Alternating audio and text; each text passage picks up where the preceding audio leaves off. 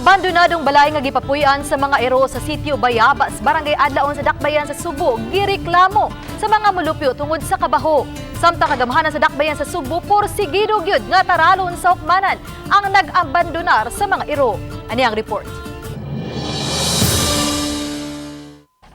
Naabtan sa GMA Regional TV, balita misdag ang pipila ka malalaking ng limpyo na unta sa abandonadong balay nga kanhigihimong Pinoyanan sa kapino sa kagatos ka mayro. Kini tungod kay matod pa dili na sila makagwanta sa kabaho, sa hugaw ug samot pa sa mga patayng iro nga anaara sa palibot gipang lubong. Ang kabaho sir, pwede grabe baho ah. Nga ako kong mama, nanay masakit na siya kasing-kasing, high blood. Di man siya kagwanta, di man siya kakaon kay mga tambaho, dito man gid padung sa mo ah.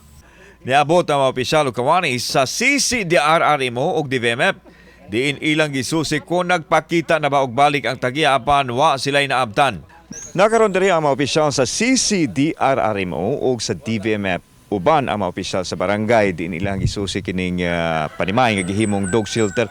Usa sa naghatag og problema sa mga mulupyo karon dinhi ang tumang kabaho no, gumikan sa hugaw sa ero ug kadto mga nangamatay nga ero nga diri lang gipang lubong sa compound.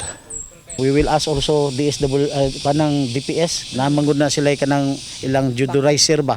Mangayo siguro ta para atong ipakatag diri kay para at least makakuan lang ang baho. Matod sa mga silingan nga wa na gyud mo patimaw ang gitumbok nilang tag-iya nga usa ka Lorna Maano Oberes.